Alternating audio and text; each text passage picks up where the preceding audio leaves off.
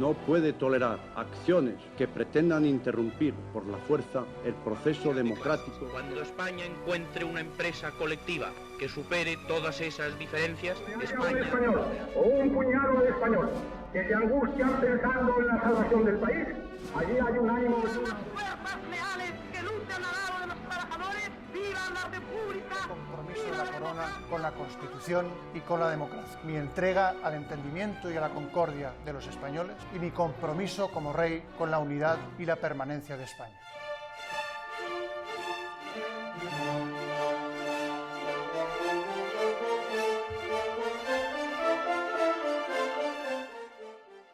Hola y bienvenidos a Culturas Políticas, un podcast de Frontera Ediciones en colaboración con El Independiente. Comenzamos hoy una serie sobre una de las cuestiones más polémicas de los últimos años, la cultura de la cancelación.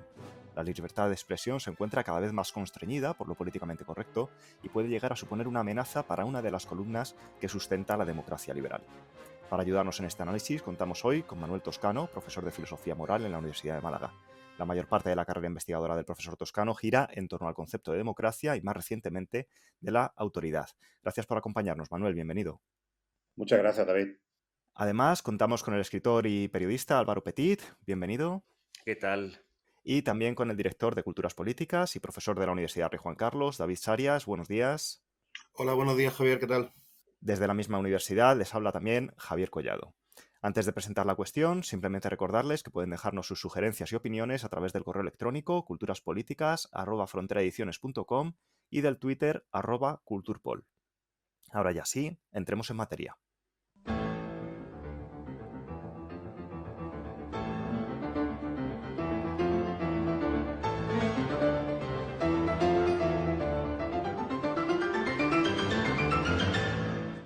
En 1974, la politóloga alemana Elisabeth Noll-Neumann lanzaba el influyente artículo titulado La espiral del silencio, una teoría de la opinión pública.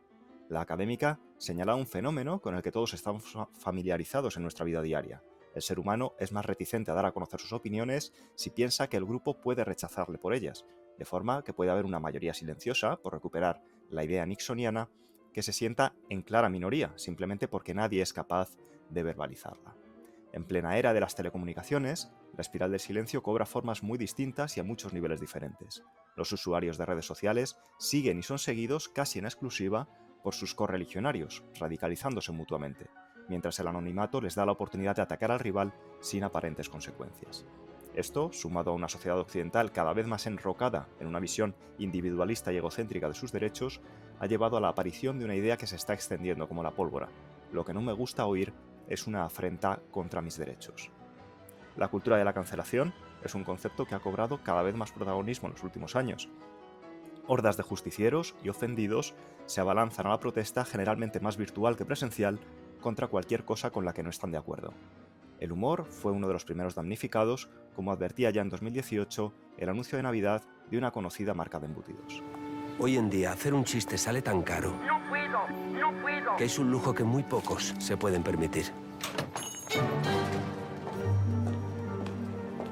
Buenos días. Bienvenida, ¿en qué podemos ayudarle? Venía a comprar un chiste. ¿Es para una ocasión especial? Hombre, hacer un chiste no es algo que uno pueda permitirse todos los días. Cierto. Acompáñenos, por favor. Pero la influencia de los jueces de lo políticamente correcto va mucho más allá de lo lúdico. En Canadá se queman libros por divulgar contenidos inapropiados al más puro estilo de la novela de Bradbury. Estados Unidos cambia la denominación del Día de Colón por el Día de los Indígenas. Los boicots en las universidades para impedir la intervención de académicos con ideas que no concuerdan con las de la nueva censura están a la orden del día. Los medios de comunicación no quedan al margen. El New York Times fue enormemente criticado por estos defensores de la neomoralidad cuando publicó la discutible opinión de un senador republicano. El periódico se disculpó por publicar el artículo y forzó la dimisión del jefe de opinión. Una prestigiosa periodista del medio, Bari Weiss, hablaba en Twitter de una guerra civil en el seno del diario entre una vieja guardia de periodistas de mayores de 40 años que defienden la libertad de expresión y una nueva guardia que abandera el derecho de la gente a sentirse emocional y psicológicamente segura. Weiss dimitió del periódico poco después. La cultura de la cancelación puede ser vista como una nueva rama, y posiblemente no la menor, de las guerras culturales de nuestra época. Al contrario que las otras batallas de esta guerra, como el aborto, el feminismo o la identidad de género, el ataque a la libertad de expresión se extiende a cualquier debate y ámbito de la opinión pública. supone la puesta en cuestión de uno de los principios básicos de la democracia liberal. Manuel, nos gustaría empezar definiendo este concepto y delimitando, ¿no?, de qué hablamos cuando hablamos de la cultura de la cancelación. Pues fíjate, no, me parece muy importante porque, claro, una de las cosas que nos encontramos en la discusión sobre la cultura de la cancelación es que de entrada hay mucha gente que lo niega. Es decir, curiosamente, a veces con argumentos un tanto sorprendentes, ¿no? Porque hay quien dice la cultura de la cancelación no existe porque siempre ha existido. Es decir, siempre se ha hecho, siempre ha habido alguna forma de censura. Claro, quien dice esto lo que hace es borrar o difuminar lo que a mí me parece que son los rasgos característicos de un fenómeno emergente, que estamos viendo emergente y que, insisto, yo creo que tiene una fisonomía peculiar, ¿no? No es igual que otras formas de censura. Fijaros que esto, la descripción, claro, aquí nos encontramos con que la cultura de la cancelación es lo que los filósofos llaman, ¿no? Es un concepto normativamente o valorativamente cargado, ¿no? Es decir, quienes justamente ponen en cuestión que exista es porque además tienen una visión favorable, ¿no? Es decir, son aquellos, por ejemplo, que defienden, no, esto es una forma esto en realidad es una cultura de la responsabilidad, es pedirle a los grandes nombres, a los famosos, cuentas por las cosas reprobables o las cosas que dicen que son moralmente reprochables, ¿no? Por eso, insisto, tratar de delimitar la fisonomía del concepto es importante, ¿no? Fijaros, yo lo primero que empezaría, bueno, también me gustaría hacer una advertencia, y es que, claro, cultura de la cancelación en español chirría, es una expresión que nos chirría, es decir, es claramente un anglicismo forzado para nosotros. Pero esto es significativo por lo siguiente, porque, bueno, cuando cancelamos algo, cancelamos una suscripción o un pago, es decir, dejamos de seguir a alguien, pero claro, y quizás ese fue el origen del fenómeno, ¿no? Es decir, cuando alguien deja de seguir a un famoso, o deja de apoyarlo, o deja de interesarse. Pero claro, con eso perdemos de vista algo que es mucho más, que es lo determinante del asunto, ¿no? Y es que la cultura de la cancelación tiene como propósito una forma de ostracismo social. Yo creo que sería una de las formas, ¿no? Lo que está detrás, el propósito que está detrás es una forma de ostracismo social, ¿no? Es decir, se trata de acallar a alguien, de silenciarlo o, en los casos más graves, incluso condenarlo a una especie de muerte civil, expulsarlo al menos de la comunidad de aquellos que son interlocutores válidos.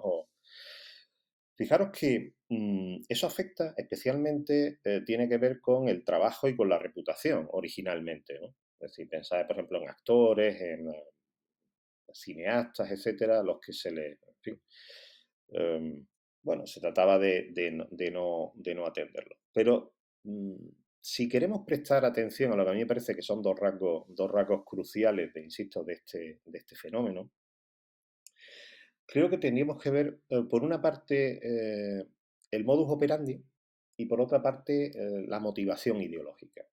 Yo creo que sin esta combinación, digamos, vamos a decir, lo voy a decir de manera rápida, ¿no? Si esta combinación de Internet e ideología no se entiende lo que hay detrás de la cultura de la cancelación, es decir, de esta búsqueda del ostracismo social de algunas personas. ¿Por qué digo el modus operandi? Porque el modus operandi, es decir, el medio a través del que opera, fundamentalmente tiene que ver con el señalamiento, ¿no? El name and shame, el boicoteo o el linchamiento mediático. Y eso es posible fundamentalmente gracias a las redes sociales. Es decir, estamos hablando de una forma, si queréis, de censura que es informal, social, que ya no opera de manera descentralizada, sino que opera a través de la opinión pública, ¿no? Y que tiene el propósito de crear un clima de conformismo, ¿no? En fin, de silenciamiento de aquellos cuyas opiniones no nos gustan.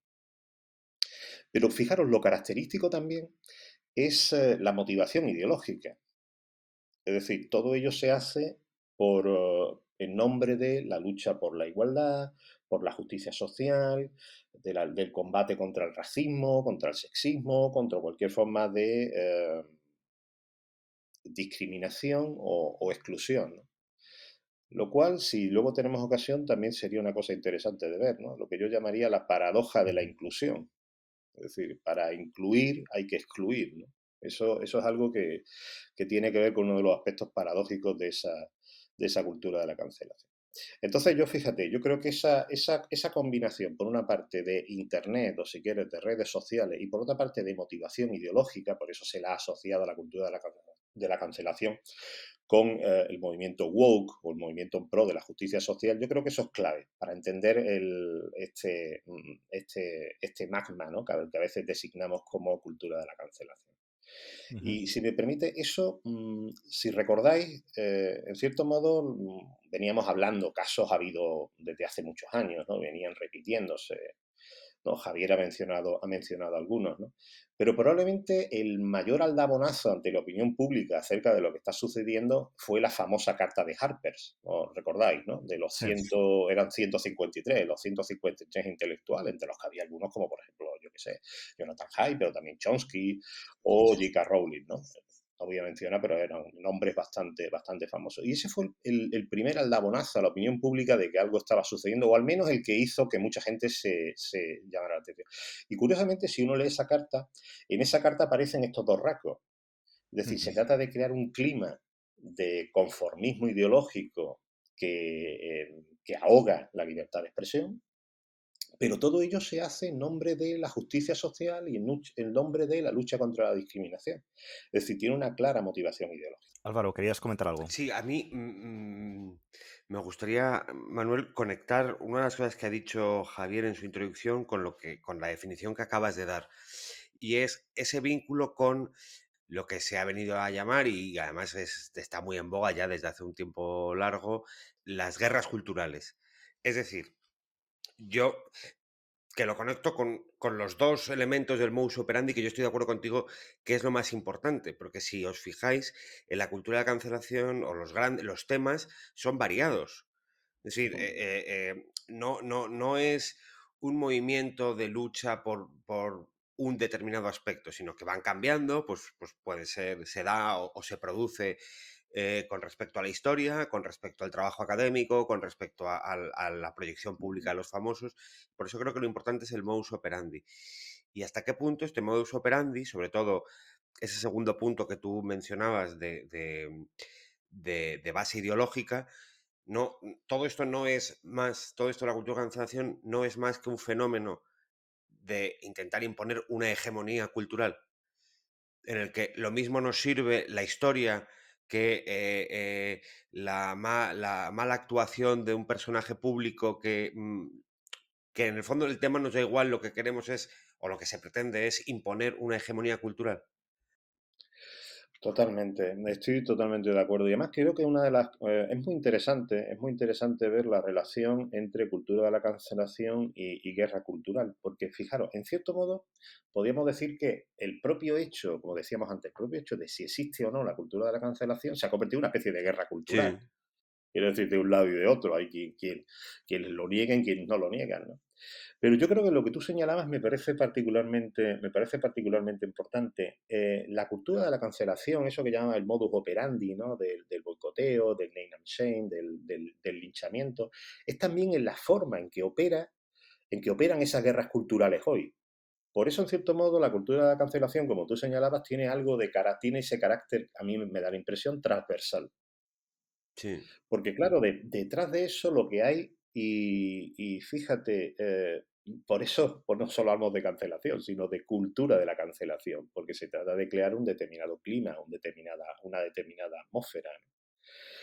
Y claro, efectivamente ese clima o esa atmósfera es lo que se pretende es una cierta hegemonía cultural, es decir, determinar qué cosas pueden decirse y qué cosas no pueden decirse, qué posiciones deben escucharse y cuáles no. Sí. De ahí, por eso, lo que señalaba antes Javier al principio en la introducción sobre cuando hablaba de la espiral de silencio, de esas dinámicas sociales. Porque claro, eso es lo que se busca. Fíjate que cuando decíamos antes, decir, mucha gente, por ejemplo, la carta de Harper que mencionábamos antes, alguna gente respondió diciendo, no, esto se lo han inventado, en realidad aquí de lo que se trata es algo mucho más sencillo, ¿no? De pedir responsabilidad a la gente por cosas que hace o que dice, ¿no? Pero yo creo que, es decir, es una cuestión que tiene que ver básicamente con pedirles cuentas a las celebrities, ¿no? A los famosos, a los grandes nombres, etcétera, ¿no? Pero yo creo que eso sería equivocarse Sí, completamente acerca de lo que significa. Porque claro, eso tiene que ver, como tú decías, con la hegemonía cultural. Y J.K. Rowling no se va a sentir cancelada. no, El problema es el efecto, lo que se llama el efecto inhibidor, ¿no? Chilling effect, ¿no? El efecto inhibidor que tiene sobre otra mucha gente que no son famosos. Y eso especialmente, por ejemplo, se ha notado y lo han señalado muchos en el mundo académico norteamericano. Claro, yo qué sé, Steven Pinker o J.K. Rowling, bueno, tienen suficientes seguidores, suficiente gente que los apoya, etcétera. El problema son aquellos que no son famosos, claro. ¿no? Eso creo que además lo señalaba el columnista del New York Times, ¿no? Ross Douthat, Ujú. señalaba Sí, justamente eso. Es decir, el peligro no está en los grandes nombres, el peligro está justamente en crear un clima de intimidación, esa tenida espiral de silencio, donde muchos callan por miedo al aislamiento. No porque estén de acuerdo, sino por miedo al aislamiento. Y eso crea una dinámica en el que ciertas opiniones parece que son objeto de consenso, cuando en realidad lo que significa es sencillamente que hay mucha gente que se calla por miedo a las sanciones. sí, que al Y final ese es el efecto que se está es buscando, claro. usar los grandes nombres o pues, Kanye West, o sea, Kanye West que el mundo académico, o sea, que no es un académico, es un cantante y tal, Mm, pero bueno, lo usas de aviso a navegantes al final, ¿no? claro, O sea, exactamente. entonces, eh, eh, desde ese punto de vista, ¿tú crees, yo tengo mi intuición, pero tú crees que esto es un movimiento artificial en el sentido que está generado por unos intereses ideológicos previos? Es decir, oye, queremos. Porque, claro, cuando establecemos una hegemonía cultural, además de una forma tan violenta como es esta, porque en el fondo es violentar el ecosistema cultural y de referencias de muchísima gente, no solo se está intentando callar, sino se está intentando expulsar de la comunidad política.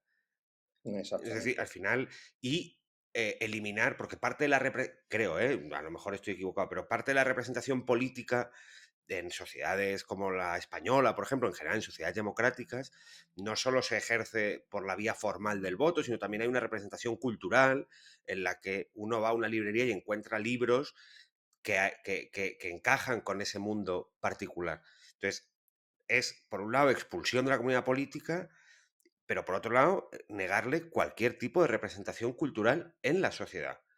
Entonces, Claro. al final, o sea, creo que es un paso más allá de la espiral del silencio, porque la espiral del silencio te acallaba, eso pues lo hemos visto en España, lo hemos vivido en el caso del País Vasco de manera muy, muy fuerte, en el caso de Cataluña, oye, pues, no participas en la vida pública, pero puedes encontrar resquicios en los que puedes leer un libro que no va a favor de la hegemonía dominante, de la cultura dominante o hegemónica, puedes leer un poema, ir a una obra de teatro, y me refiero que muchas veces se llegó al punto en el que leer un poema era un acto de representación política porque Mm. estabas.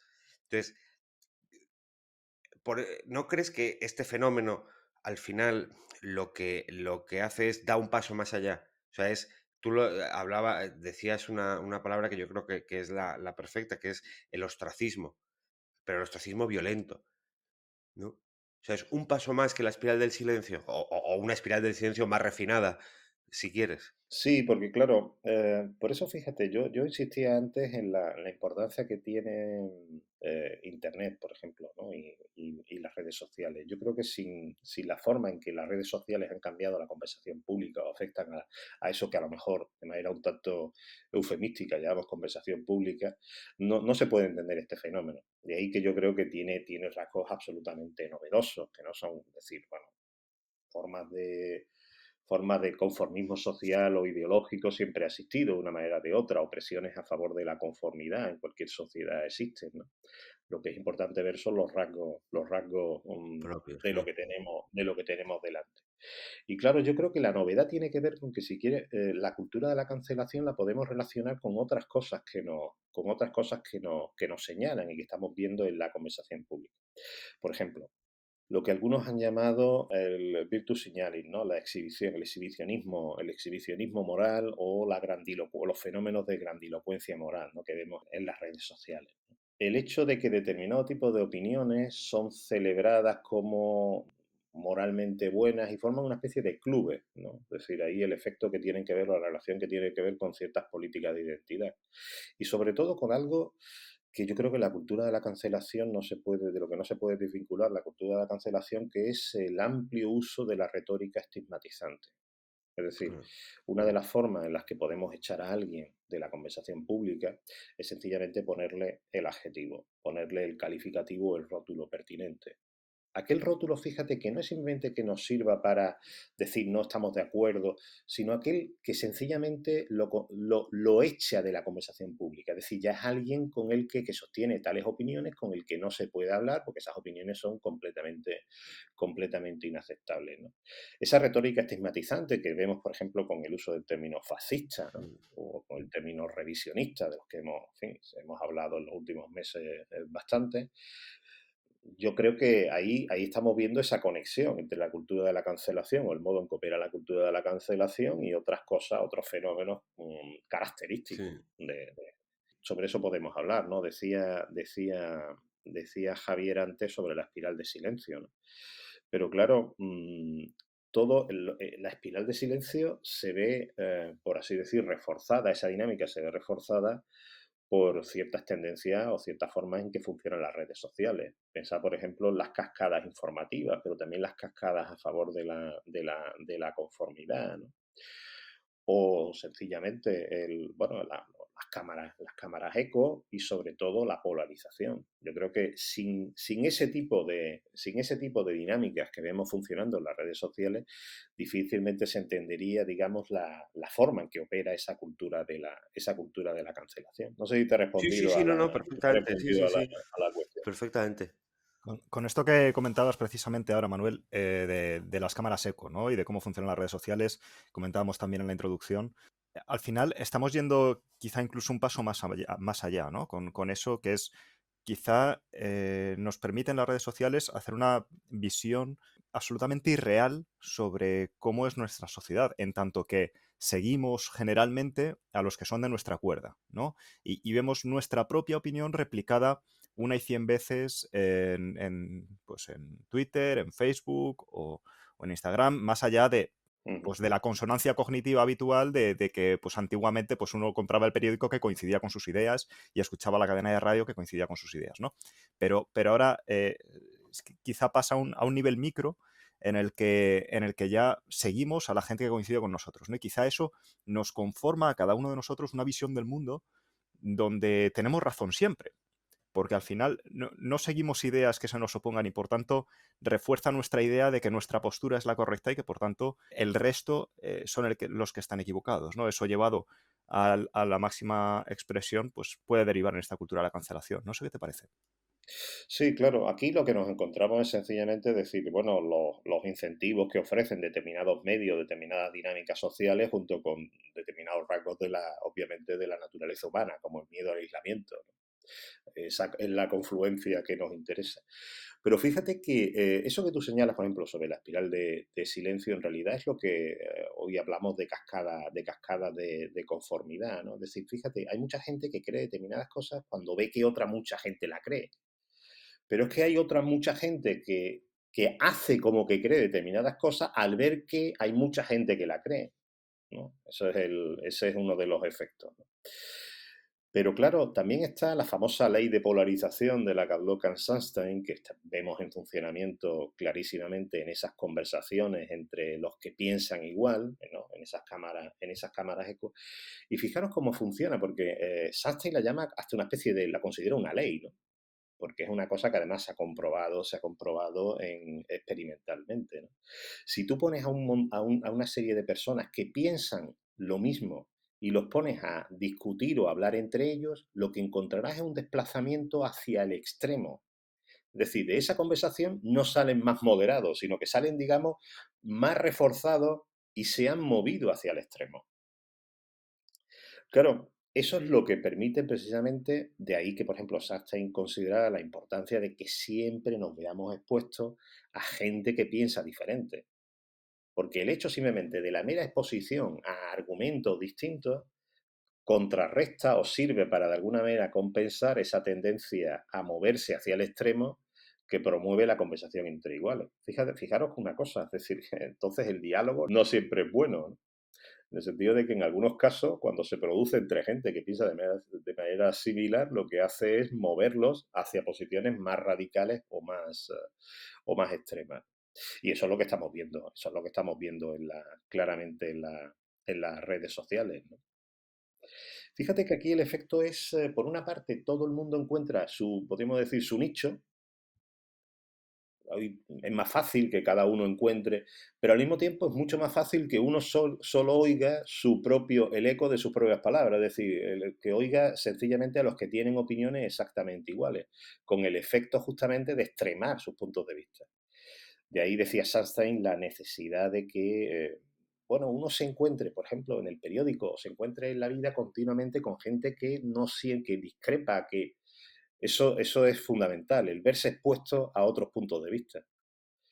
Claro, ahí está uno de los mayores peligros y una de las formas en que justamente las redes sociales afectan a la conversación pública, Claro. cuyos efectos estamos todavía tratando de apreciar, ¿no?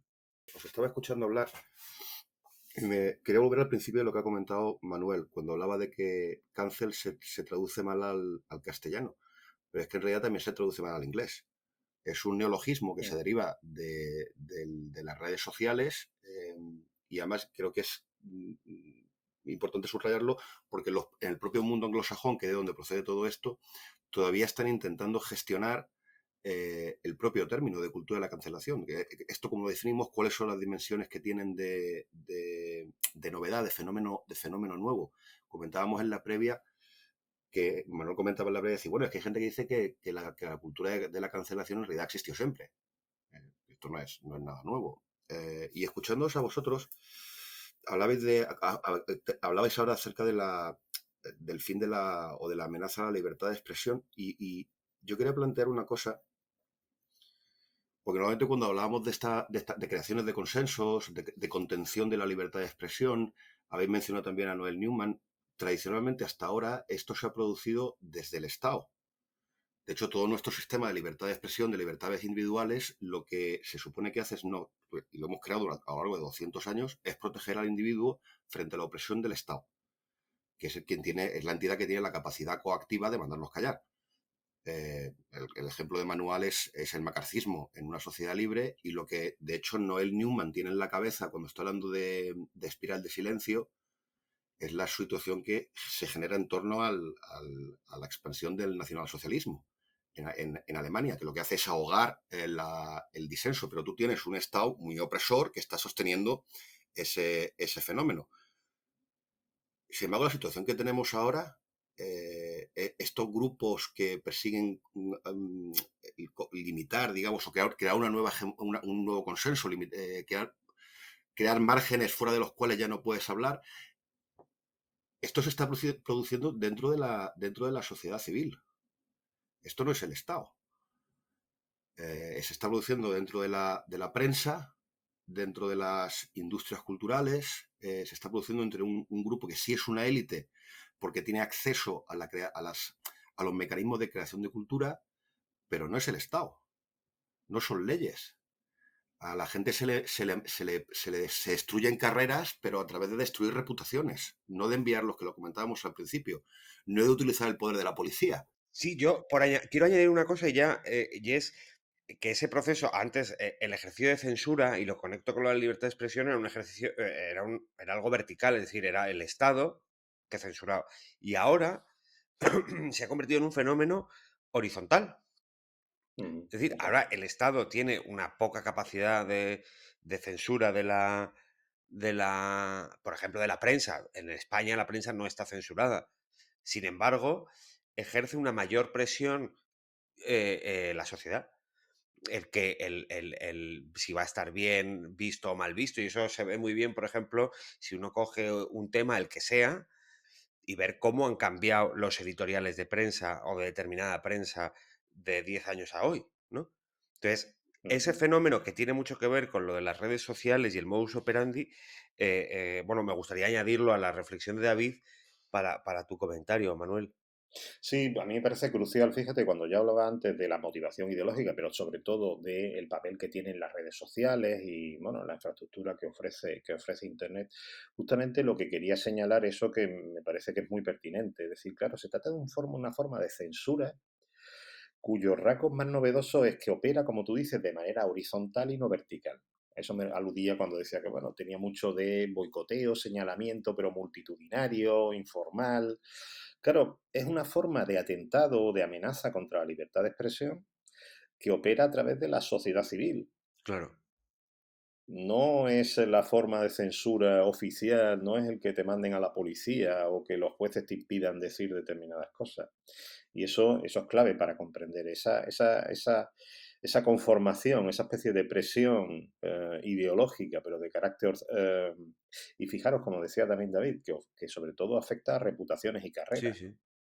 Esa es la forma en que las sanciones tienen que ver con que las carreras y las reputaciones de la gente se vean amenazadas, ¿no? Eso me parece que es clave para eso, para esa fisonomía del fenómeno. Fijaros que por otra parte, sin embargo, esto no hubiera sorprendido a los clásicos. Yo estoy pensando, cuando pienso en los clásicos, estoy pensando, por ejemplo, en el gran defensor de la libertad de expresión, que es John Stuart Mill, ¿no? Porque John Stuart Mill no solo... Fijaros que cuando escribe John Stuart Mill o Liberty, ¿no?, sobre la libertad, una de las cosas que dice, hombre, ya ahora a estas alturas no vamos a estar ahí defendiendo que hace falta una prensa libre y que el Estado no puede ingerirse, ¿no?, como control de los excesos y de los abusos del Estado, ¿no? Pero al mismo tiempo, Mill era muy consciente, quizás además por influjo de Tocqueville, era muy de eso que él llamaba de eso que se llamó la tiranía de la opinión pública. Y claro, lo que nosotros estamos viendo hoy es justamente una forma tiránica de ejercer la opinión pública, que pone en riesgo, igual que, en fin, igual no, pero que representa una seria amenaza justamente para la libertad de expresión. Y además, a mí hay un fenómeno que a mí siempre me ha parecido, yo no he conseguido desarrollarlo, ¿eh? O sea, pero que es más una intuición que otra cosa, y es que esa censura horizontal se produce desde grupos hipermovilizados.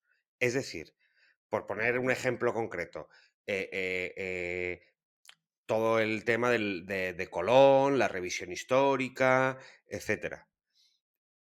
Son grupos que actúan de manera coordinada, pero no sé si dirigida.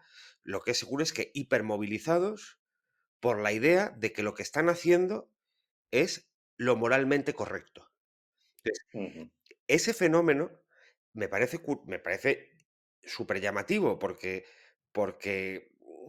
le da un valor a esa, o le da una fuerza a esa censura horizontal que hace que sea muy difícil debatir.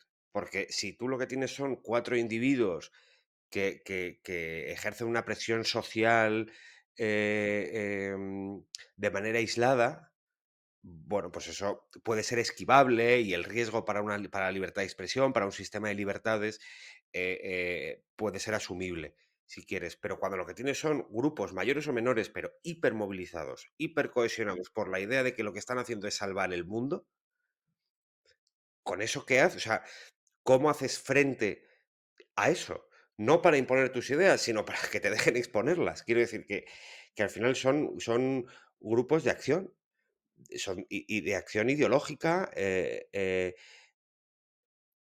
no sé cómo un sistema de libertades como el nuestro, además un sistema, y hablo en el caso particular de España, gracias a Dios, hipergarantista, y que se une además a un debate público cada vez más polarizado, cada vez más de brocha gorda. La cuestión o la pregunta, si quieres, para el debate es cómo hacemos para evitar que todo este fenómeno no transite por nuestra democracia por un camino perfectamente asfaltado. O sea, por lo menos que tengan que hacerlo superando montañas, digo, pero no por una carretera perfectamente puesta al centro mismo de nuestra democracia, que yo creo que es la libertad de expresión, de la nuestra y de cualquiera, que es la libertad de expresión. Sí, efectivamente. Fijaros que hablamos mucho de libertad de expresión, pero también hay otra cosa, en la medida en que afecta, por ejemplo, a las carreras o las reputaciones o los empleos de la gente, hay otro derecho también en juego que a veces, que no siempre se señala en todo esto de la cultura de la cancelación, que tiene que ver con el hecho de que la gente es sancionada muchas veces sin un proceso Sí. debido, ¿no? Sin un juicio con garantías, etcétera, etcétera. Pero dejando esa parte y yéndonos a la cuestión de la libertad de expresión, me temo que eso es un problema con el que tiene que lidiar cualquier sociedad libre, ¿no? El hecho de que haya minorías muy extraordinariamente activas, muy motivadas, creyendo que tienen que salvar al mundo y que tratan de imponer no solo su agenda, que sería lo de, sino sencillamente de determinar cuáles son los límites de la conversación pública, es decir, qué se puede decir y qué no se puede decir, ¿no? Y claro, aquí de nuevo nos encontramos con el papel de las redes sociales, porque muchas de esas, una de las cosas que permiten justamente las redes sociales es esa especie de coordinación de la que tú hablabas, ¿no? Es el hecho de que, bueno, lo que a lo mejor antes podían ser 4 extremistas, digamos, aislados, que no encontraban en su entorno, ahora en cambio cada uno de ellos encuentra su nicho ideológico, su soporte y además con eso se refuerzan mutuamente y además un altavoz, que es lo que ofrecen las redes sociales, un altavoz para opiniones que en muchos casos antes ni siquiera escucharíamos Claro. y que ahora, sin embargo, se movilizan y que muchas veces el número tiene que, en fin, el número no se compadece o no es proporcional al ruido que hacen. Claro. Fijaros que antes hemos hablado mucho de Noel Newman, ¿no? Y la espiral de silencio. Pero ahí, fíjate, hay un economista, bueno, de origen turco, pero vamos, ha hecho buena parte de su carrera en Estados Unidos, Timur Kuran, que escribió un libro, por cierto, que no veo yo que parece un poco olvidado, y es un libro que es muy interesante, porque habla justamente del mismo fenómeno, de la falsificación de preferencias. Es decir, que cómo las personas podemos justamente cuando escuchamos en nuestro entorno, tenemos expectativas de que en nuestro entorno hay ciertas opiniones que no van a ser bien recibidas, tendemos justamente no solo a callarnos, sino a veces incluso a falsificar nuestras preferencias. No es solo que el que calla asiente, sino que a veces incluso pues decimos cosas que, en fin, que parece que estamos... Y con eso reforzamos una especie de espejismo de consenso o de falso consenso que en realidad con el que mucha gente no está de acuerdo. Y Curán, como buen economista, lo explicaba en términos económicos. Y sería algo así como lo siguiente, decir, bueno, si yo expreso mi opinión, eso puede ser por dos razones, fundamentalmente, porque aspire a cambiar, por ejemplo, la forma en que otros piensan, o sencillamente por el darme el gusto de expresarla, ¿no? Por el gusto expresivo, ¿no? De decir lo que pienso. Pero claro, decía Timur Kuran, muchas veces esos supuestos beneficios son escasos, no espero convencer a casi nadie, o mis opiniones no van a tener mucha influencia.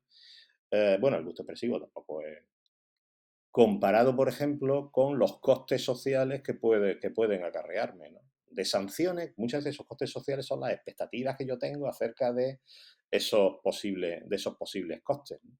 Mm.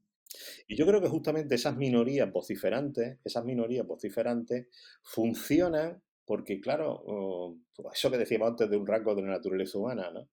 La tendencia, el miedo al aislamiento y la tendencia, bueno, si voy a expresar una opinión que considero que a lo mejor no es lo que va a la tendencia dominante, pues prefiero callarme o, bueno, expresar ahí de alguna manera una especie de semiconformidad, bueno, Sí. y con eso justamente alimento aquello a lo que me opongo, curiosamente. Que por cierto es no sé si esto de la espiral de silencio está ya en Tocqueville.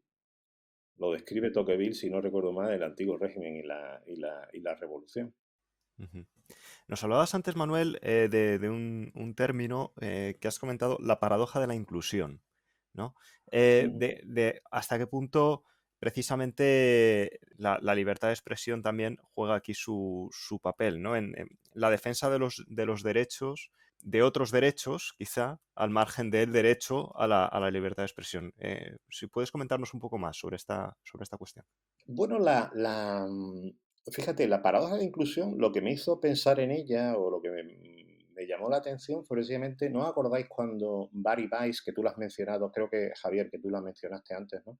Cuando Barry Weiss presenta, que era columnista en el New York Times, y bueno, ante el clima insoportable allí, pues da un portazo y presenta su carta de dimisión.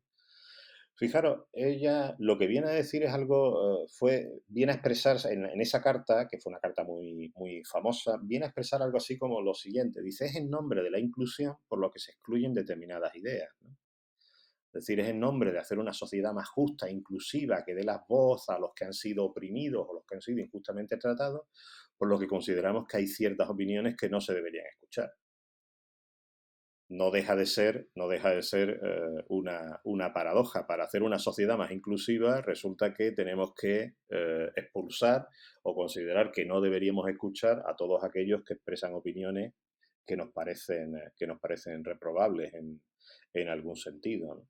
Por cierto, que en esa carta de Barry Weiss también decía algo relacionado con lo que antes mencionaba Álvaro, muy, muy interesante, porque Barry Weiss decía, es curioso, Twitter no está en la cabecera del New York Times, pero se ha convertido en su último editor.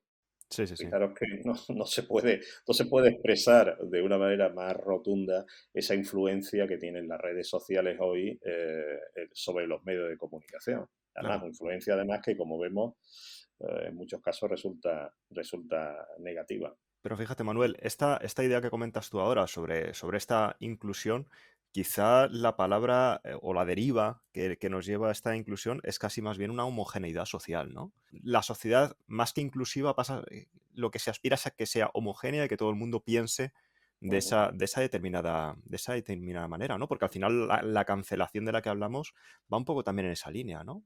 Sí, claro. Fíjate lo que decía Álvaro de la hegemonía cultural, ¿no? Sí, no, o sea, creo que a lo que te lleva es a la disyuntiva de tener que elegir o te adaptas o eres expulsado.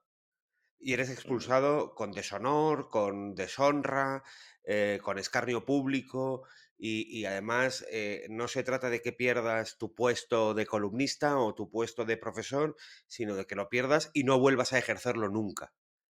Entonces se te ujú, plantea esa dicotomía entre o te amoldas a esto, y eso supone, creo, una renuncia moral, pues en el caso, por ejemplo, de los académicos que os dedicáis durante toda vuestra vida a trabajar determinadas ideas, determinados autores, una renuncia también biográfica y vital, o renuncias a todo eso para adaptarte a lo que queremos hacer, o eres expulsado. ujú. Entonces, creo que esa es la dicotomía a la que la cultura de la cancelación lleva. Claro. Pero fíjate que por eso es tan importante subrayar que, claro, el sesgo, lo preocupante de la cultura de la cancelación es que tiene un sesgo clarísimamente antipluralista. Claro. Es decir, por eso, a eso aludía cuando hablaba de las motivaciones ideológicas. Lo malo de todo del movimiento woke o del movimiento de la justicia social, que en buena manera inspira esta cultura de la cancelación, es que claramente tiene una clara impronta antipluralista y por tanto antiliberal, frente a la cual hay que recordar algo que es bastante importante. Decía el filósofo John Rawls, ¿no? Hablaba de lo que él llamaba el hecho de la opresión. Y decía lo siguiente, creo que eso es una idea que hay que recordar constantemente, ¿no?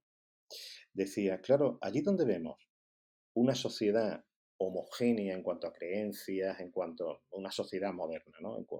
Relativamente homogénea en cuanto a creencias, tenemos que sospechar que sencillamente hay un déficit de libertades.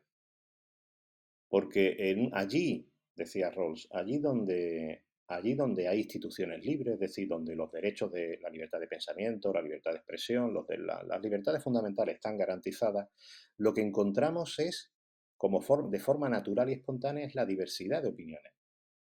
Él recordaba a los clásicos cuando decía, esa diversidad, el pluralismo, es el resultado natural del funcionamiento de la razón humana bajo instituciones libres. Claro, allí donde encontramos todo lo contrario, homogeneidad, o se pretende imponer homogeneidad, lo que tenemos que sospechar es que hay coacción funcionando y limitación de esas libertades funcionando. Y eso es algo que hay que señalar, y eso es lo preocupante de la cultura de la cancelación, que es una forma en la que, es verdad, de manera horizontal, de manera informal, a través de las redes sociales, sobre todo señalando a determinadas personas, tratando de afectar a sus carreras y empleo, se pretende ahormar ideológicamente a una sociedad para que se conforme, eso por ejemplo lo decía también Barry Weiss en su carta a propósito de la estructura interna del New York Times, para que todo encaje, las opiniones aceptables encajen en un molde ideológico predeterminado. Mm. Y eso es la mayor amenaza que hay contra las libertades, ¿no? Es decir, eso es lo opuesto a una sociedad libre, ¿no? De ahí que sean tan importantes, es decir, tengamos que velar y preocuparnos por la libertad de pensamiento y la libertad de expresión, que además son inseparables, ¿no? Una no puede ir sin la otra, ¿no? Yo creo que eso de señalar el hecho de la opresión de Rawls es bastante pertinente en estos tiempos que corren. Hablamos de la cultura de la cancelación y de cómo ciertos grupos sociales ejercen una labor fiscalizadora y de inquisitorial, ¿verdad? Tú has utilizado el término opresión, pero si nos vamos al caso de Bari Weiss, los opresores son el staff, es la parte del personal menos veterana y con menos poder. Cuando hablamos de la cultura de la cancelación, si pensáis en los grupos que están cancelando, y además yo creo que una de las dificultades que tenemos dentro de las sociedades liberales es que el liberalismo está pensado, diseñado, 200 años de desarrollo político y filosófico para proteger a los vulnerables, a las minorías, frente al poder del Estado, que es lo que os venía a decir antes, y frente al poder de los sectores sociales dominantes.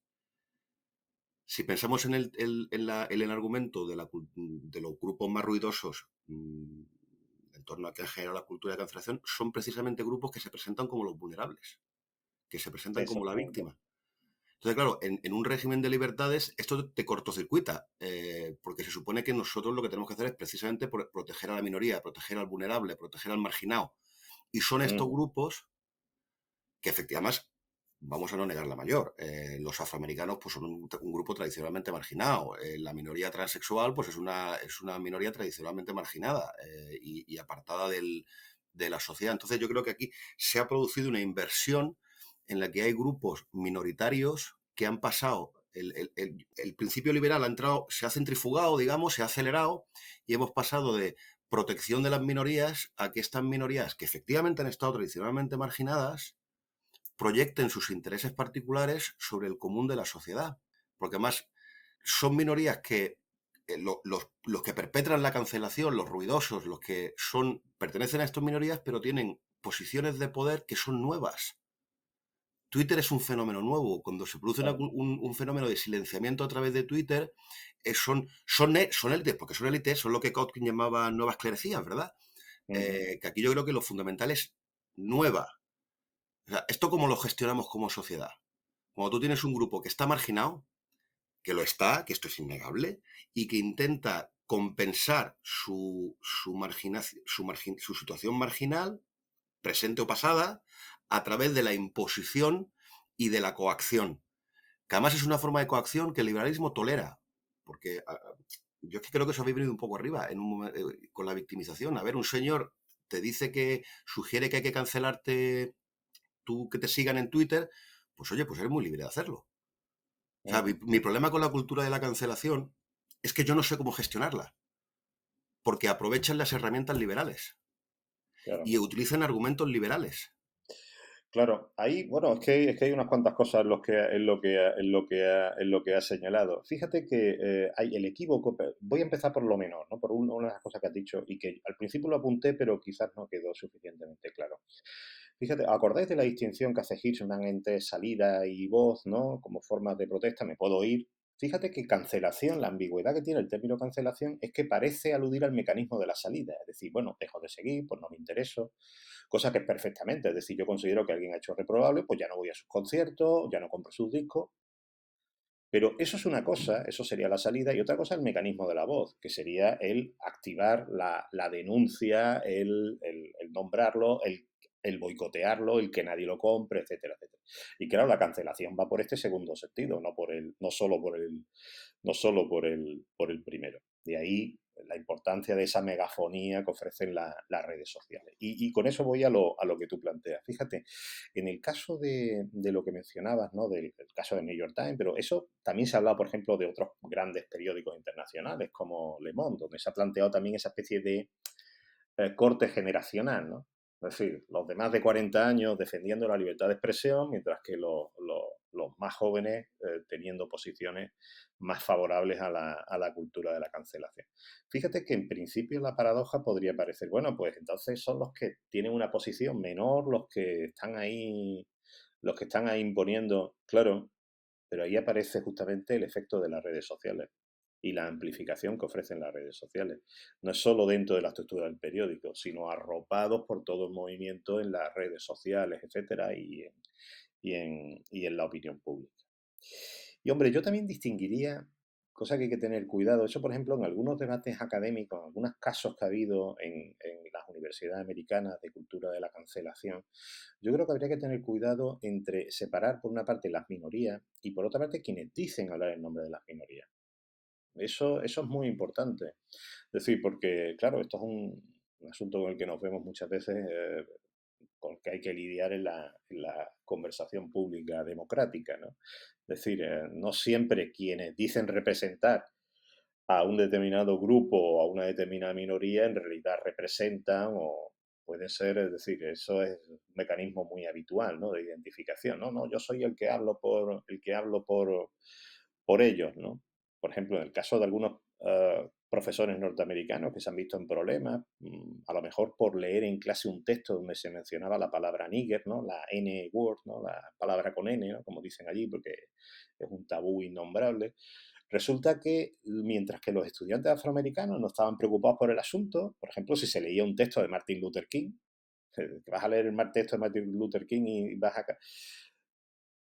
Y sin embargo eran a lo mejor estudiantes blancos fuertemente ideologizados los que presentaban la denuncia. Casos de estos ha habido unos cuantos, ¿no?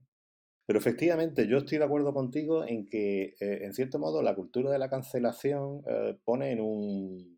parece poner en complicaciones al liberalismo, en la medida en que se hace en nombre justamente de ciertos ideales de justicia social, de mayor inclusión, de lucha contra la discriminación y en favor de la igualdad, a los que el liberalismo yo creo que nunca no puede ser ajeno y nunca ha sido ajeno, ¿no?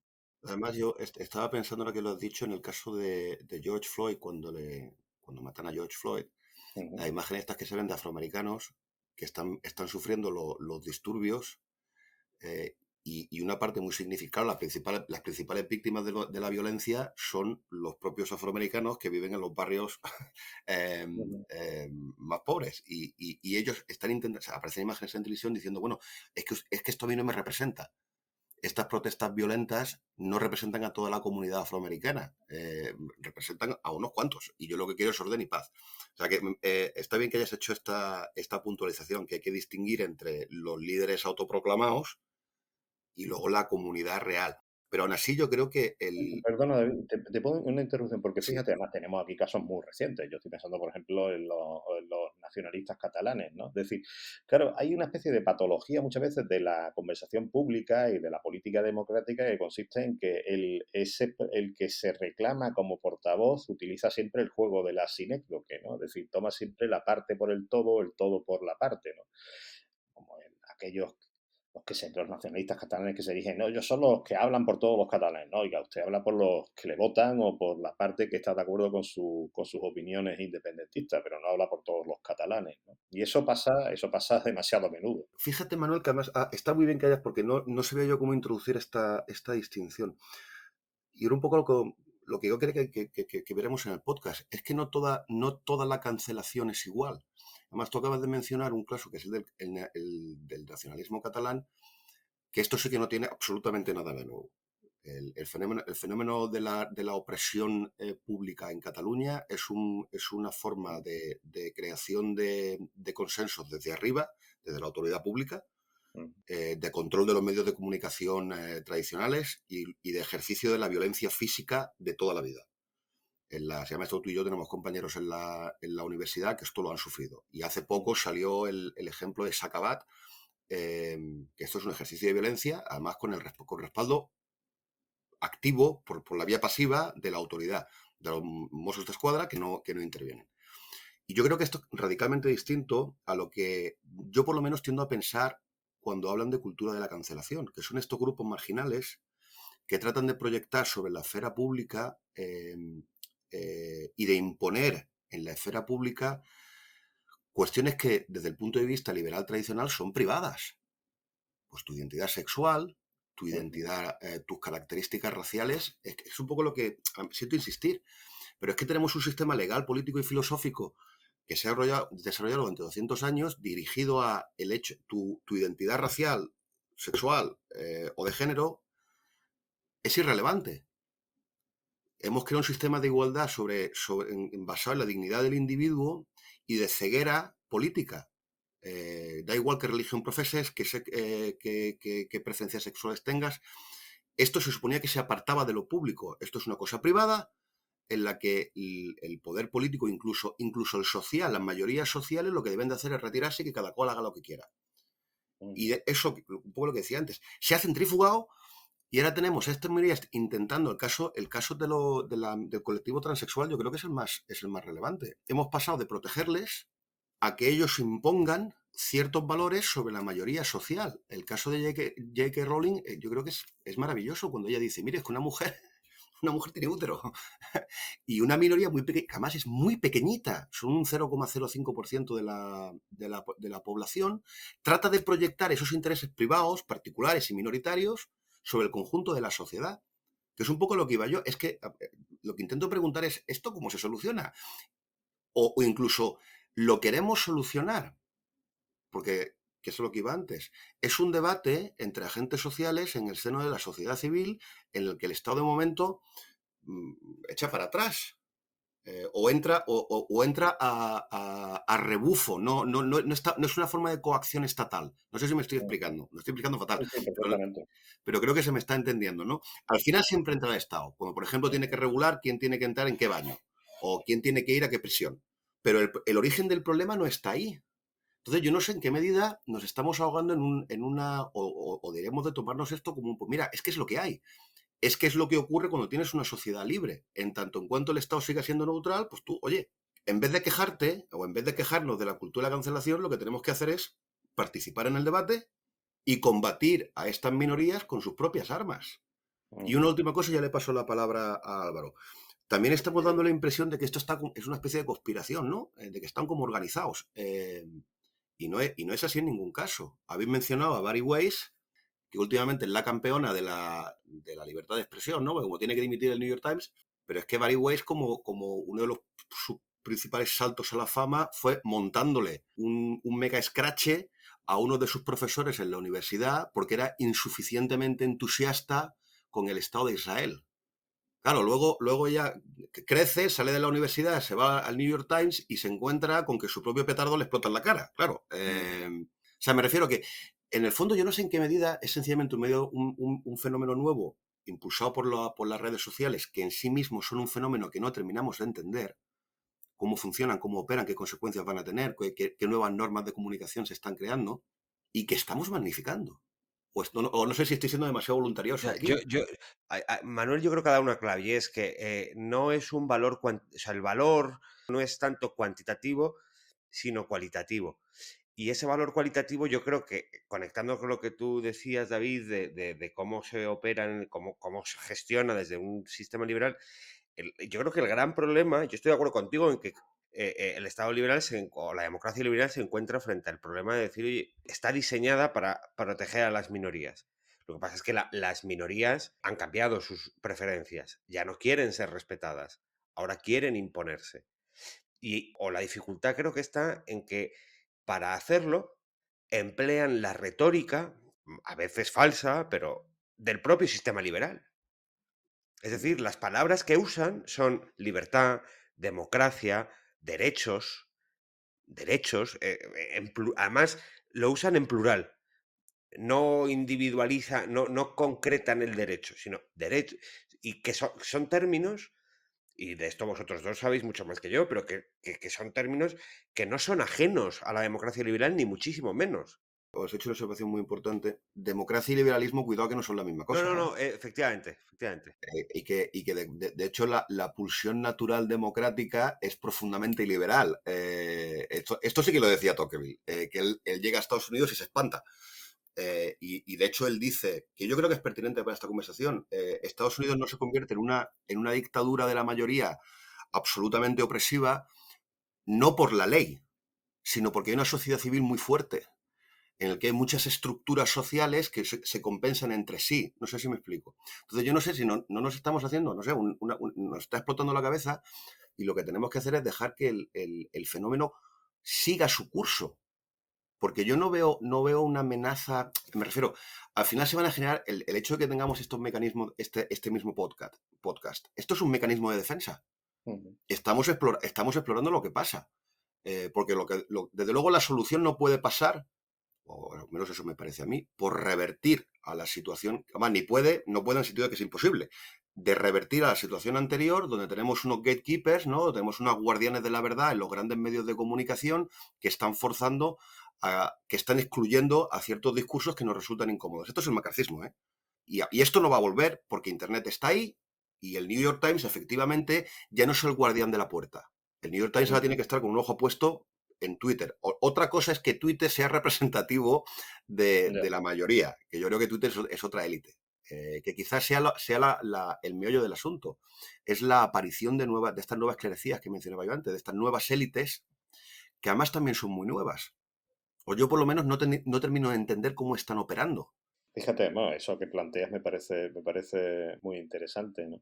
Desde luego esto no se revierte, es decir, atrás no vamos a volver a los tiempos, eso sería absurdo pensarlo. Lo que sí yo creo es que al menos tenemos que tener claro algunas cosas.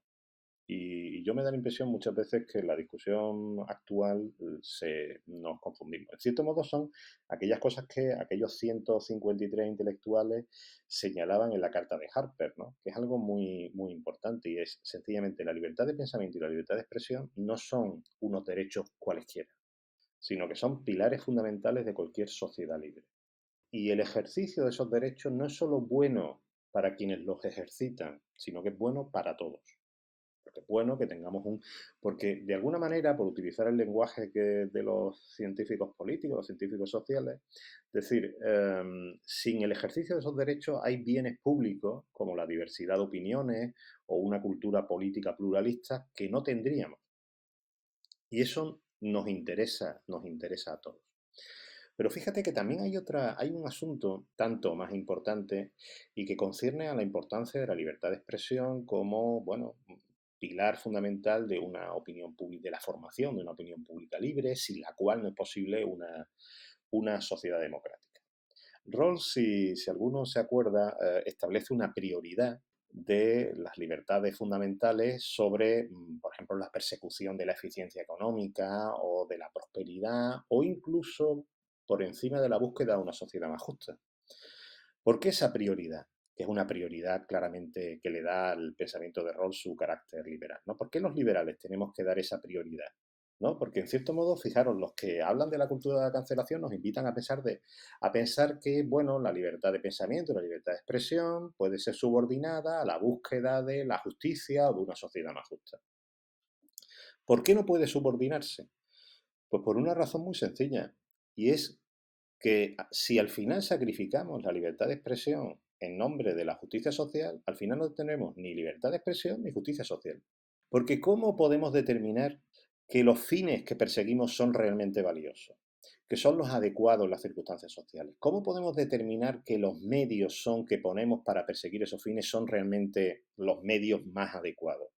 Si no podemos discutirlo, si no cabe discusión acerca de ello, si no hay contraste de pareceres. Es decir, fijaros, la libertad de expresión y la libertad de pensamiento que va asociada son elementos fundamentales para poder determinar no solo la verdad de lo que pensamos, sino también el valor de los fines que perseguimos. Sobre eso no podemos reducir la libertad de discusión.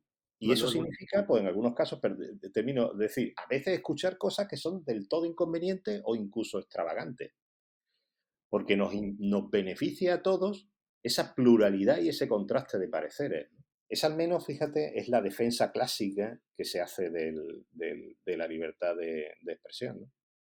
Al margen de lo que estabais comentando, quería preguntaros por qué ha salido a lo largo del programa esta cuestión generacional, ¿no? Lo decía ya Weiss en ese hilo de Twitter que hace después de creo que antes de su dimisión, el que mencionaba yo al principio, cuando habla de esos mayores de 40 que defienden la libertad de expresión y esos menores de 40. Y me pregunto si la cultura de la cancelación la veis exclusivamente como una cuestión generacional o va más allá, es mucho más transversal que una mera evolución, ¿no? de la forma de pensar en función de la edad que tengas, de los años que van pasando. Yo creo que empezó siendo un fenómeno que movilizó mucho sobre todo a gente joven, pero que ya no se mueve o no es asumible, no es observable desde el punto de vista de la cohorte demográfica.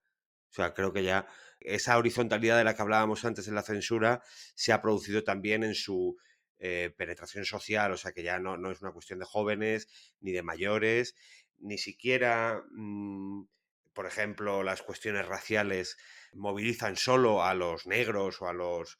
No, sino que se ha convertido, yo creo, en una especie de activismo político que se mueve o que triunfa a base de una moralización un poco puritana que sirve de enganche para movilizar a la gente. Yo no sé cómo lo ves tú, Manuel. Sí, bueno, parecido a lo que señalaba. Es decir, es verdad que algo ha habido de esa diferencia Sí. entre cohortes de edad, ¿no? Porque no es casualidad que lo hayan señalado, pero es curioso que además quienes lo han señalado ha sido particularmente en los medios de comunicación. Quizás no en otras partes. Ahora, desde luego, estoy de acuerdo contigo en que el asunto ya ha adquirido una trascendencia y se ha hecho algo más transversal, es una forma de activismo. Y bueno, siempre que reúne a gente concita el apoyo y el entusiasmo de gente de las edades más diversas, ¿no? Quizá la cuestión generacional vaya más ligada precisamente por lo que hemos comentado también del uso de las redes sociales, ¿no? De la Sí. familiarización o de esta generación ya prácticamente de nativos digitales, que prácticamente es de lo que estamos hablando, ¿no? Menores de 40 años. Pero hay un proceso, cuando lo comentábamos antes, ¿no? El salto, en principio es un salto que en lógica se produce a la inversa. Pasa de las redes sociales, por ejemplo, a los grandes medios, ¿no? Los grandes medios ya están con un ojo puesto en la red. Eso hace que ya no solo el fenómeno esté presente en nativos digitales, sino también asciendes y das a personas más mayores que a lo mejor no tienen una relación tan fluida con la tecnología, pero que sí siguen leyendo la prensa. Es decir, como va escalando posiciones en las estructuras o las organizaciones sociales, ya sean prensa, fundaciones, editoriales, grupos de música, programas de televisión, como se va haciendo cada vez más presente, acabas llegando a más gente de distinto corte económico, social, educativo, de edad, porque acaba siendo una cosa hiperpresente en la sociedad. Sí, y luego hay como, no sé, hay también en juego algo que tiene que ver con, bueno, esto que no me gusta la expresión mucho, esto de nuevos valores y tal, me Yeah. parece bastante vaga, ¿no? Pero todos entendemos a lo que me refiero, ¿no? Es decir, esta cultura de cancelación tiene que ver seguramente con, bueno, gente que también cree que la libertad de expresión, por ejemplo, la libertad de pensamiento, pues bueno, es algo que se puede componer en un momento subordinar o sacrificar a otras cosas más importantes, ¿no? Es decir, eso tiene que ver con ese clima me parece que era Álvaro el que lo mencionaba, ¿no? De cierto puritanismo Sí, moral, ¿no? Cierto celo inquisitorial, que eso también parece que es algo, ¿no? O lo que podemos llamar, algún autor ha llamado estos concursos de devoción, ¿no? Piety contest, ¿no? Bueno, a ver quién muestra más devoción por la causa, ¿no? Y la retórica del exhibicionismo moral, ¿no? Yo creo que eso, hombre, siempre ha habido algo de eso, pero la acentuación que vemos hoy o la visibilidad que vemos hoy de esas cosas como elementos que están detrás de esa cultura de la cancelación son innegables. Simplemente señalar dos cosas. Primero, porque Manuel, que de repente nos ha vuelto muy loqueano, hablaba del bien común y hablaba del diálogo, implicando que, bueno, para que Manuel y yo tengamos un diálogo, tenemos que tener una serie de criterios objetivos, más o menos razonables, sobre los que dialogar. Pues yo tengo aquí derechos o estoy reclamando los derechos Y. Y yo veo que la naturaleza del debate que se está produciendo ahora, el debate cultural, es, primero, la dimensión del bien común ha desaparecido. Lo que tenemos son grupos particulares que están intentando potenciar y defender sus intereses particulares. Además, ni siquiera tratan de disfrazarlo de bien común. Esto es una diferencia con las formas de opresión convencionales. Estaba pensando, por ejemplo, en el macarcismo o incluso el nacionalsocialismo en Alemania de Noel Neumann. En estos dos fenómenos, el líder opresor se disfraza de representante del conjunto de la sociedad. ¿Vale? Yo margino a los comunistas para proteger al conjunto de la sociedad norteamericana. Si te vas a los defensores de la critical race theory, esto lo han dejado atrás, ¿eh? Yo estoy defendiendo los derechos de mi grupo, a expensas del bien común. De hecho, no tengo el más mínimo interés en el bien común. Y quiero generar una especie de sociedad paralela, aislada del conjunto de la sociedad. Y luego el segundo punto, que es igual de importante. La dimensión de racionalidad ha desaparecido. Aquí de lo que se trata es de que yo me siento mal. Yo me siento violentado a nivel de emociones. Entonces, en el momento que tú eliminas el bien común y eliminas la razón, y todo lo conviertes en una cuestión de sentimientos, esto sentimental, emocional, el debate en términos liberales, que es como lo describías tú, es absolutamente imposible. O sea, me estoy acordando, por ejemplo, un alumno en clase que me decía, no, es que tenía yo que utilizar mi capacidad coactiva como profesor en el aula, porque él, que era afrodescendiente o que era negro, se había sentido ofendido porque otro alumno le había mirado. Entonces, claro, yo le decía, pero bueno, ¿qué te han hecho? No, me ha mirado. Y digo, pero chicos, yo no puedo castigar a un alumno porque te ha mirado, no ha hecho nada. Es que me hace sentirme incómodo, me decía. Y además me dejó completamente bloqueado porque es verdad, era un alumno que en una situación de minoría, es verdad que estábamos tocando un tema racial y él al ser negro y además medía 2 metros, inmediatamente todo el mundo le miró, pero que además le tuve que decir, mira, yo eso no lo puedo hacer, yo no puedo coaccionar a nadie porque tú te has sentido ofendido. Porque además yo no he visto nada. No sé si me estoy explicando. Se está generando una situación nueva con la que yo, y de verdad lo planteo en términos de preguntas, que yo encuentro muy difícil gestionar. ¿Cómo bregas con un grupo que de partida niega cualquier dimensión racional y objetiva y cualquier aspiración a alcanzar el bien común?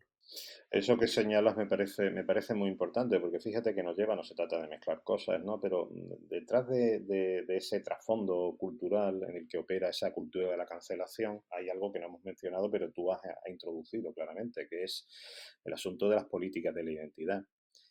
Y el modo en que, bueno, afectan a la conversación pública, pero también incluso al modo en que concebimos nuestros derechos. Fíjate, si la libertad de pensamiento y la libertad de expresión se entienden, al igual que todos los derechos, como sencillamente ventajas para el titular, o si queréis, dentro de una concepción, de una forma habitual de entender los derechos, ¿no? Se entienden como protecciones de los intereses del titular, cosa que es legítima, y nos quedamos ahí. Entonces, no estamos entendiendo del todo cómo funciona o cómo se entienden los derechos o el valor moral de los derechos. Pero así es como se está operando. Con casi la paradoja, podríamos decir, de que esa concepción meramente individualista de los derechos como protección exclusivamente de los intereses de su titular se traslada a lo colectivo y a los grupos. De tal manera que ahora los derechos los derechos del grupo se entienden como protecciones única y exclusivamente de los miembros del grupo. Claro, esa no es la concepción. Esa es una deformación, si quieres, de la concepción de los derechos, pero es una deformación de la concepción de los derechos que viene promovida por una determinada concepción de la política, esa concepción de la política como identidad, que por otra parte, fíjate, también afecta al modo en que se desarrolla la conversación pública, ¿no? Tú citabas un ejemplo en clase, pero yo también he tenido algunos ejemplos en clase del tipo siguiente. Fijaros cómo funciona esta especie de invocación de la identidad, ¿no? Está discutiendo una determinada opinión en clase y le dices al alumno, bueno, esta opinión pues, es una opinión incorrecta, esta no tiene buenos fundamentos, esto está equivocado. Y el alumno dice, usted no puede poner en cuestión esta opinión, porque me está poniendo en cuestión a mí. Fijaros cómo funciona ese mecanismo de la identificación con una determinada opinión, ¿no? Es decir, yo soy esa opinión. Si pones en cuestión la opinión, me estás poniendo en cuestión a mí. Ahí veis cómo está funcionando esa especie de política de la identidad. Porque claro, la identidad no es solo cómo me veo, o cómo me ven, o cómo me veo como parte de un grupo, sino que tiene que ver claramente con los sentimientos de autoestima. Yo creo que eso es fundamental si queremos entender el modo en que funciona el concepto de identidad, ¿no? Y a eso me refería cuando citaba el ejemplo de clase, ¿no? Es decir, si la identidad funciona involucrando en la conversación mi sentimiento de autoestima, de tal manera que si vas contra mí, si discrepas de lo que yo pienso, entonces me estás faltando a mí. Y además, fíjate, Manuel, Y esto eso, cómo lo mides. fíjate que eso tiene el siguiente efecto, y es, hace cortocircuitar la conversación, el diálogo, obviamente, no puede, y además blinda determinado tipo de postura, porque ya no cabe la crítica ni cabe la discusión razonada del momento que se invoca la identidad. Fijaros que eso, algunas de las patologías que introducen en la vida política las políticas de identidad tienen que ver precisamente con eso, ¿no? Ya he señalado dos, ¿no? La forma en que deforma nuestra comprensión de los derechos y, por otra parte, el modo en que afectan a la conversación pública, ¿no? Haciendo imposible un debate razonado o razonable, ¿no? Bueno, pues si os parece lo dejamos aquí, aprovechando precisamente esto que comenta Manuel, porque son las dos dimensiones que vamos a tocar también en los próximos programas, ¿no? Por una parte, la cultura de la cancelación en el marco de la universidad, en lo que debería ser el foro de debate por excelencia y donde todas las ideas son cuestionables y debatibles, ¿no? Y por otro lado, la cuestión de la identidad. Así que muchísimas gracias, Manuel Toscano, por acompañarnos en este programa de Culturas Políticas y por ilustrarnos sobre todo lo que supone esta cultura de la cancelación. Pues muchísimas gracias a vosotros. Ha sido, la verdad, que un placer participar en la conversación. Esperamos poder invitarte y que aceptes nuestra invitación a próximos programas. Y también dar las gracias a David Sarias y Álvaro Petit Zarzalejos. Les habló Javier Collado. Recuerden que pueden hacernos llegar sus sugerencias y opiniones a través del correo electrónico culturaspolíticas@fronteraediciones.com y del Twitter @culturpol. Les esperamos dentro de 2 semanas en el próximo programa de Culturas Políticas.